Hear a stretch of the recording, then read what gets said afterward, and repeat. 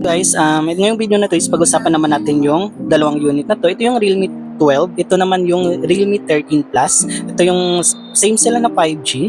And then, kung ano yung mga advantage at saka yung disadvantage ng dalawang specs na unit na to. So, pagdating sa design nila is itong Realme 12 is naka-matte finish lang. Tapos meron siyang paline dito na parang zipper. Samantalang dito naman kay Realme 13 Plus is meron po siyang may texture tune dito niya sa may baba. Tapos matte finish na din yung pagdating sa parang camera module niya. Tapos pagdating sa may camera module niya, may pabilog siya na parang paoblong yung camera niya. Ayan. Tapos meron siyang naka-indicate dito na 50 megapixel yung OIS camera. Samantalang dito naman kay Realme 12 5G is regular na bilog lang yung meron sa kanya dito. Tapos may mapansin tayo dito sa pagdating sa camera niya, meron siyang apat na bilog dito. So ito yung main camera niya, tapos secondary, tsaka flashlight. So ito is ano lang yan, illusion lang yan. Tapos ito naman sa may Realme 13 Plus is meron siyang apat na bilog din. Ito yung flashlight, ito yung isang camera, tapos pangatlong camera, tapos yung pinaka main camera niya. Ayan. Pagdating naman po sa ano nila, sa design ng gilid nila is itong Realme 13 Plus is naka-matte finish lang. Samantalang dito naman kay Realme 12 5G is naka-glossy type siya. Tapos side-mounted fingerprint po yung Realme 12 sa 12 5G, samantalang dito naman kay Realme 13 Plus is naka-in-display yung pinaka-fingerprint niya.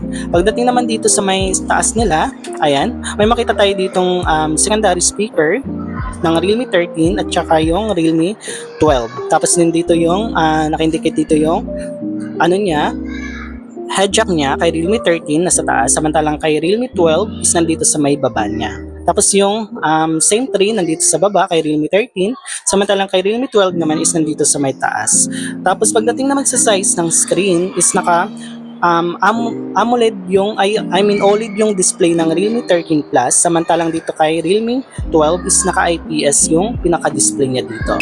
Pagdating naman sa refresh rate ng dalawang unit ito is kaya po nila up to 120 times yung 120 Hz yung pinaka-refresh rate ng unit na to. So makita natin yan dito sa may display. So ayan, high refresh rate is up to 120 times Hertz yung pinaka-refresh rate ng dalawang unit na to. Tapos isang maganda dito kay Realme 13 Plus is meron siyang HDR video. So makapag-nood tayo ng mga HDR videos dito sa Realme 13 Plus. Tapos ito naman kay Realme 12 5G is wala po siya. Ang mayroon lang sa kanya is yung extra brightness. Samantalang dito naman is wala siyang extra brightness kasi naka-OLED display na to. Mas maliwanag compare sa IPS. Pero ito similar lang naman sila. Pero mas maganda talaga pag OLED yung display niya.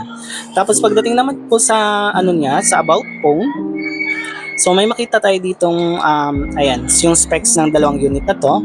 Meron siyang 256 GB. Tapos may siyang 8 GB RAM. Tapos dito naman kay Realme 13 Plus is may siyang 12 GB RAM. Tapos 256 GB of internal storage. So expandable po yung parehas niyan sa SD card. So pwede pa natin lagyan ng SD card. Tapos makita tayo dito na meron siyang Android 14. Both Android 14 na din yan. So yan yung bagong version ng Android. Tapos pagdating naman sa processor ng Realme 13 Plus is meron siyang Dimensity 7300 energy. Samantalang dito kay Realme 12 5G naman natin is meron siyang MediaTek Dimensity 6100 Plus yung pinaka-processor na gamit dito. Tapos yung pagdating naman sa camera nito is meron siyang 8 megapixel sa harap kay Realme 12 5G, tapos 108 megapixel sa likod plus 2. Samantalang dito naman kay Realme 13 Plus is meron siyang 16 megapixel sa harap, tapos meron siyang 50 megapixel sa likod plus 2 megapixel. So silipin natin yung camera niya. So ayan, ito yung camera niya. Ayan. So makita natin dyan yung differences ng kulay ng camera niya. Tapos meron din siyang dual video mode.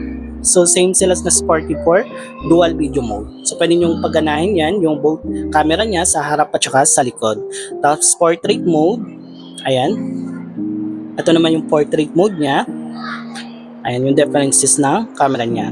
Tapos ito naman sa more, may makita tayo dito na group portrait na wala dito kay Realme 13 Plus. Ayan, na meron lang dito kay Realme 12 5G.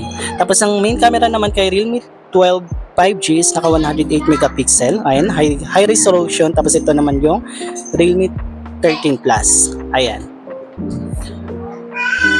Pagdating naman sa battery life nito, same sila, is naka 5,000 mAh yung pinaka battery life nito. So matagal din natin siyang magamit dito. At saka maganda, ang differences naman nila dito kay Realme 13 Plus sa Realme 12 is ito lang po is naka 45 watts yung support ng charging speed nito.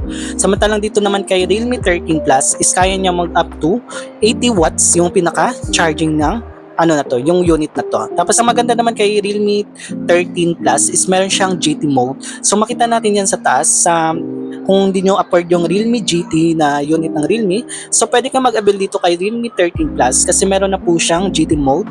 Tsaka maganda dito, kung sample kung may magnakaw sa cellphone nyo, so meron po siyang anti-theft alarm. So mag-a-alarm yan once na binunot yung yung charger nyo dito. So mag-alarm siya. Kamantalang dito kay Realme 12 5G, so wala po siyang anti-theft na features. Unlike dito kay Realme 13 Plus.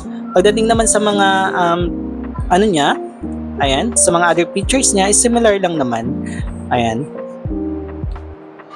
Pagdating naman sa price range ng dalawang unit na to, si Realme 13 Plus is under 20,000 lang naman yung unit ito. Ito naman is under 15,000 yung Realme 12 5G.